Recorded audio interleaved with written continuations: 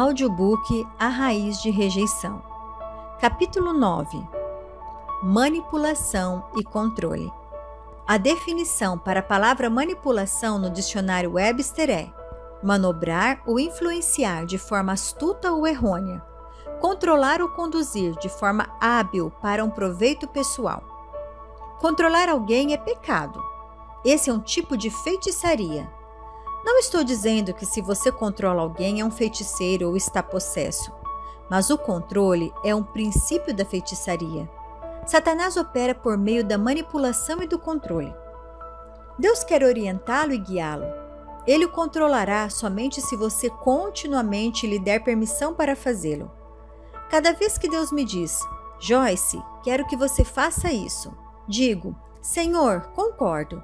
O que o Senhor quiser, Deus, é isso que quero. Entrego ao Senhor essa área. Quero se o Senhor o quiser. Mas Deus nunca o forçará a fazer algo sem que você lhe dê seu consentimento. De outro lado, o diabo não se importa com a forma como controlará sua vida. Tudo o que ele quer é encontrar uma maneira. Ele controlará você por meio dos poderes demoníacos que vêm contra a sua mente. Ele o fará por meio de outras pessoas, talvez mesmo daqueles que o amam e nem mesmo percebem que estão sendo usados. Mas, porque você não lhes resiste, simplesmente continuam a controlá-lo. A pessoa que exerce controle simplesmente pensa que, como não há resistência de sua parte, você deseja que as coisas continuem assim. Se você deixar um relacionamento assim seguir por muito tempo, a pessoa que exerce controle se acostumará a fazê-lo. Porque o relacionamento foi construído dessa forma, quando você decide sair disso, haverá guerra. Você estabeleceu algo do qual o controlador não quer abrir mão, por isso terá de permanecer firme. Se você esteve sob a escravidão do controle de alguém por longo tempo e agora quer ganhar sua liberdade, é melhor estar pronto para resistir, porque o diabo terá uma crise. Observe a definição de controle. Significa dirigir, influenciar, restringir, regular, refrear, exercer autoridade ou tentar impedir. Também significa fiscalizar com duplo registro. Quando leio isso, percebo algo surpreendente. Checar com duplo registro significa que haverá dois controles paralelos. Por exemplo, estou indo às compras com uma amiga e lhe digo: bem, vou comprar algumas coisas hoje e quero controlar o meu dinheiro. Assim, vou anotar tudo o que gastar e quero que você faça uma lista paralela. Então, compararemos nossos registros no final das compras para nos certificarmos de que fiz uma anotação correta dos meus gastos. Minha amiga estaria mantendo um registro paralelo. Se eu conferisse no final das compras para verificar se ela também registrara certo valor e ela não o tivesse feito, ou se ela tivesse anotado algo que não anotei, eu saberia que algo estava errado. Uma das minhas filhas frequentemente viaja com Dave e comigo quando ministramos, por isso ela está comigo várias vezes quando faço compras. Pelo fato de vestir o mesmo tamanho de roupas que eu, ela ganha muitas das minhas roupas. Assim, ela tem uma opinião muito firme sobre aquilo que compro. Algumas vezes, quando estamos fazendo compras e tento comprar algo e peço a opinião dela, ela diz: "Oh não, você não vai comprar isso, mãe." Anteriormente, eu colocaria o cabide de volta na prateleira e procuraria outra coisa. Então, eu lhe mostraria a roupa seguinte e ela diria: "Ah não, não gosto disso." E novamente eu colocaria o cabide de volta no lugar. Mas quando comecei a ensinar essa mensagem sobre rejeição, Deus me mostrou o que realmente estava acontecendo. Por causa da forma como fui criada, sendo abusada por meu pai, que tinha uma personalidade forte, dominadora, controladora e manipuladora, naturalmente eu tinha uma forte raiz de rejeição em minha vida. Se meu pai quisesse comer frango, todos comeriam frango. Se meu pai não quisesse comer legumes, ninguém comeria legumes. Ele controlava tudo o que acontecia na casa. Ele era o tipo de pessoa que se irava e explodia com frequência. Assim, gastei a maior parte da minha vida apenas tentando mantê-lo feliz, evitando enfrentar o medo, a rejeição e o descontentamento. Acabamos por viver nossa vida dessa forma sem mesmo perceber o que estamos fazendo.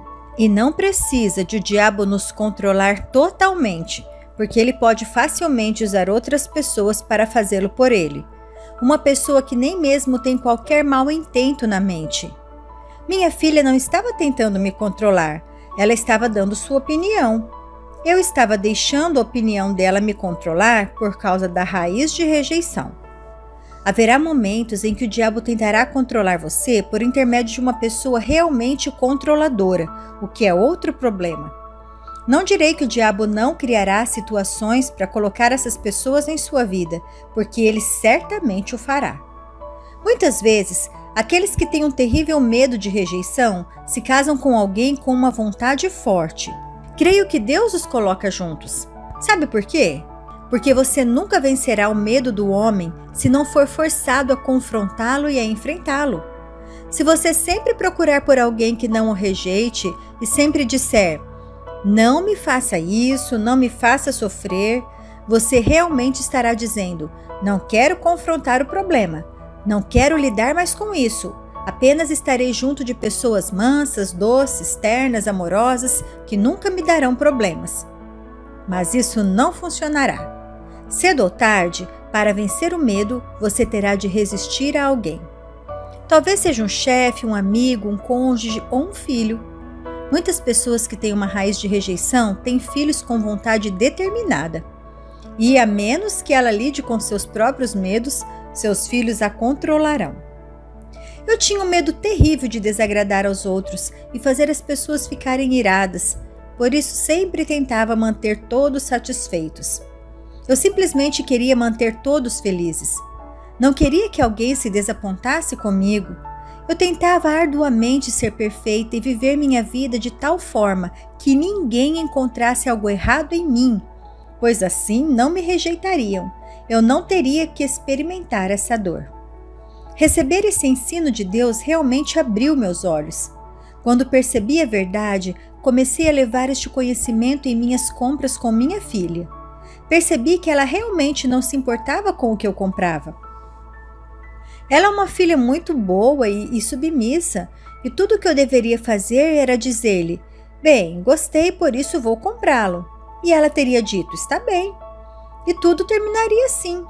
Ela estava dando a opinião dela, mas o próprio medo de não agradar as pessoas me levava a ser conduzida pela opinião dela, em vez de pelo meu próprio desejo. Outro lado dessa questão é que algumas vezes, quando faço compras com ela, tenho dúvidas se algo ficou bom em mim. Assim pergunto: "O que você acha?" Algumas vezes ela diz: "Não, realmente não gosto." Isso serve como uma confirmação de que eu realmente não devo comprar aquilo. Portanto, há necessidade de equilíbrio. Você não deve ficar irado com isso e começar a dizer a todos ao seu redor: "Não tente me dizer o que devo fazer, vou fazer o que quiser e isso não é da sua conta." Mantendo o equilíbrio necessário. Tenho aprendido que devemos ter equilíbrio. Sem ele, ouvimos uma mensagem de que gostamos e nos inclinamos para esse lado. E então ouvimos outra mensagem e nos inclinamos para o outro lado. O que estamos fazendo é nos movendo sem equilíbrio de uma direção a outra. Nunca buscamos o equilíbrio e creio profundamente que devemos manter o equilíbrio necessário em nossa vida. Eis porque enfatizo que não estou ensinando rebelião.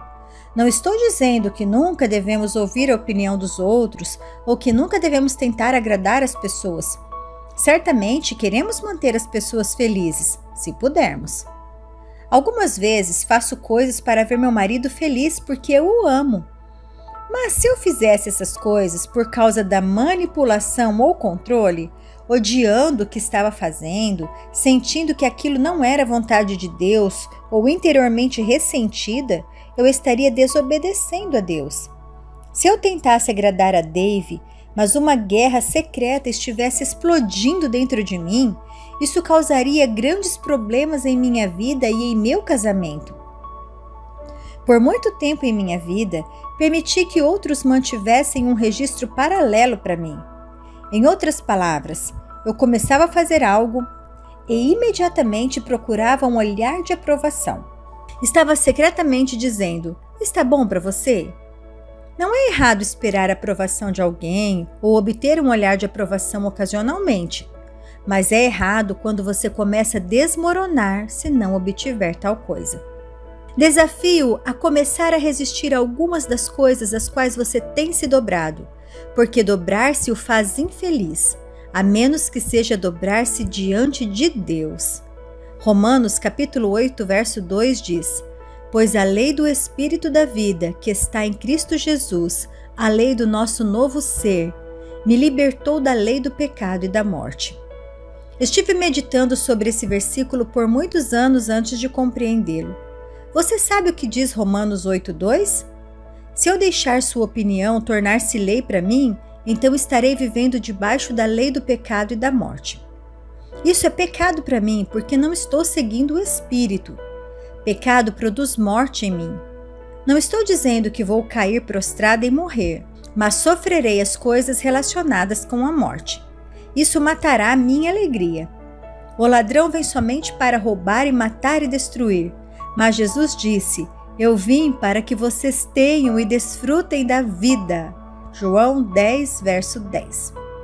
A lei do Espírito da vida em Cristo Jesus me libertou da lei do pecado e da morte. Agora sou livre para seguir a direção do Espírito Santo. Ajudando alguém com raiz de rejeição. Se você é casado ou conhece alguém, tem um filho ou trabalha com alguém que tem raiz de rejeição, como pode ajudá-lo a encontrar a liberdade? Quando você ama Deus, quer ajudar outros a sair da escravidão da raiz de rejeição. O que você pode fazer? Certamente você não pode gastar toda a sua vida apenas andando nas pontas dos pés para não machucá-los, porque isso colocaria em escravidão. Mas você pode exortá-los, edificá-los e encorajá-los. Quando eles fizerem algo bom, não ignore isso. Elogie-os, porque eles precisam de bastante encorajamento. Se fazem algo quase totalmente certo, com algum pequeno erro, não destaque o que fizeram de errado e nem ignore o que fizeram corretamente. À medida que você continua a encorajá-los, descobrirá que após um tempo eles não precisarão disso tão frequentemente. Se você tem autoridade sobre essa pessoa e tem de corrigi-la, use Gálatas 6, verso 1 como orientação. Irmãos, se alguém é surpreendido numa conduta incorreta ou pecado de algum tipo, vocês que são espirituais, que são responsivos e controlados pelo Espírito, devem corrigi-lo, restaurá-lo e reintegrá-lo, sem qualquer senso de superioridade e com toda a mansidão, permanecendo atentos a si mesmos, para que vocês também não sejam tentados. Não corrija com ar de superioridade, faça-o com gentileza e humildade. Porque Deus tem me dado uma personalidade forte, me expresso de maneira bastante direta. Mas tenho aprendido a ser dócil, gentil e amável com pessoas que se assustam com meu tipo de personalidade. Porque estou numa posição de autoridade na maior parte do tempo, algumas vezes tenho de corrigir pessoas. Quando faço, geralmente lhes conto sobre algo que fiz de errado e como pude superar isso.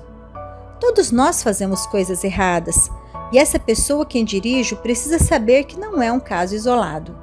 Eu lhe digo: você é grande, você é uma pessoa maravilhosa. Não quero que isso a machuque e a faça pensar que você não é boa. Veja, não podemos deixar de corrigir as pessoas simplesmente porque elas têm uma raiz de rejeição.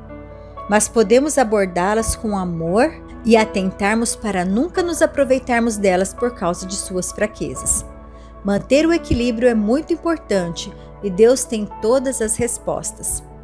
Outra coisa que você pode fazer para essas pessoas com raiz de rejeição é ajudá-las a tomar suas próprias decisões e respeitar as opiniões delas, mesmo que não sejam como as suas. Você pode ajudá-las a ouvir a Deus.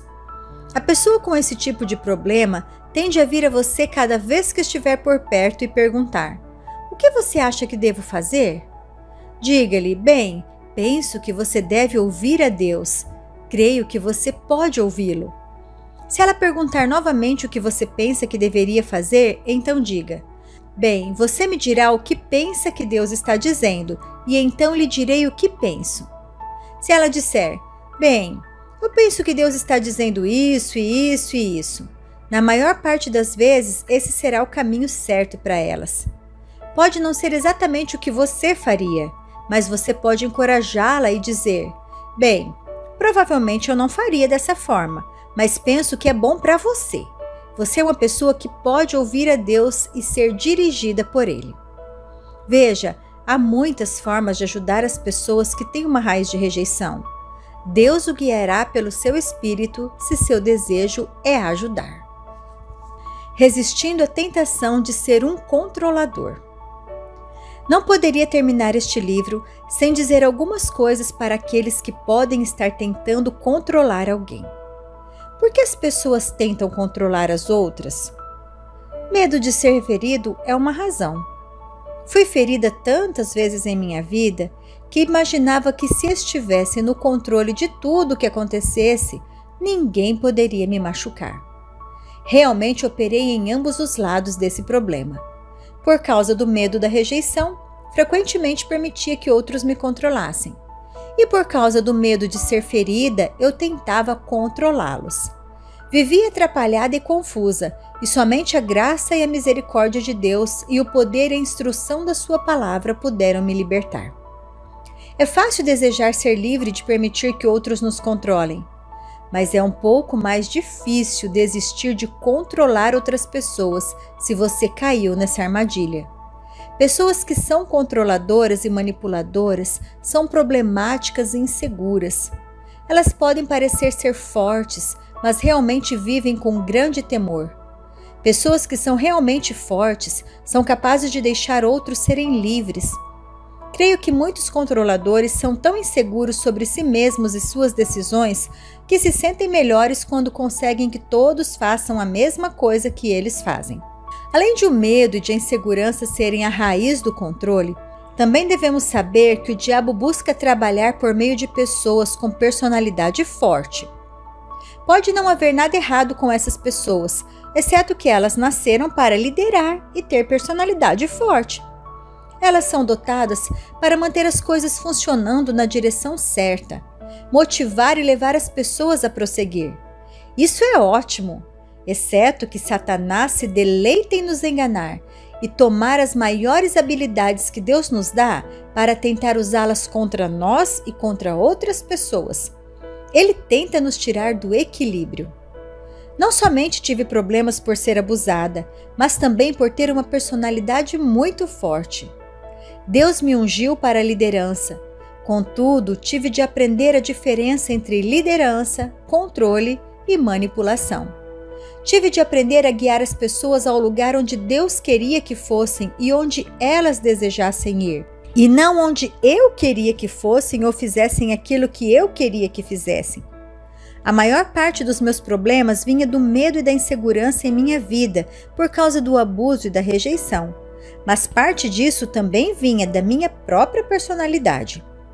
Controlar pessoas e tudo mais pode apenas ser um hábito ruim que precisa ser confrontado e quebrado. Seja qual for o caso, esse hábito precisa ser tratado.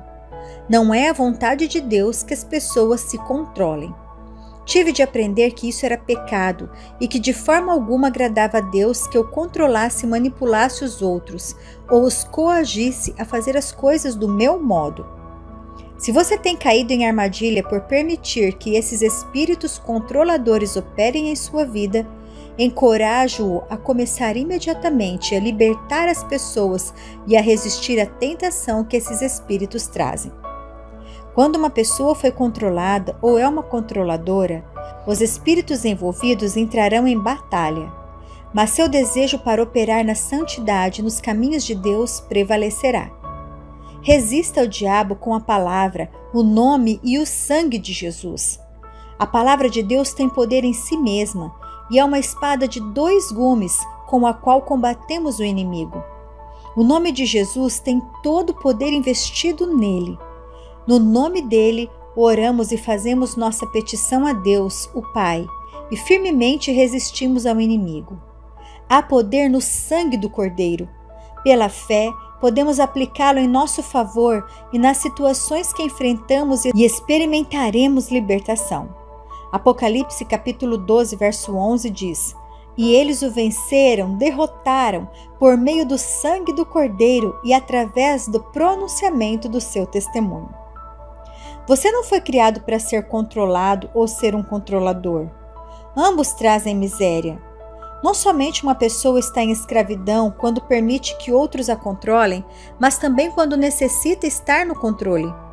Controlar a vida de outras pessoas é um trabalho árduo. Sinto que tenho muito a fazer para cooperar com Deus com relação ao meu envolvimento com outras pessoas. Não quero interferir na vida de ninguém, não quero me intrometer nas coisas dos outros. Tenho o suficiente para me preocupar comigo mesma.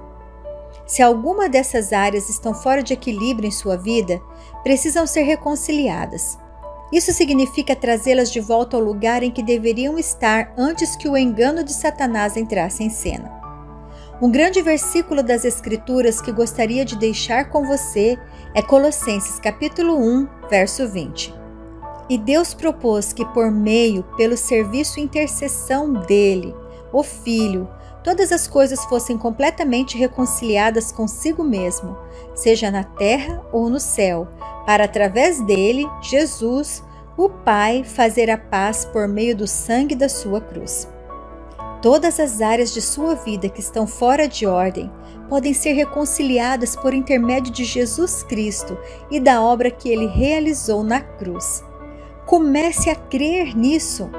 Não aceite escravidão, mas determine-se a ser livre.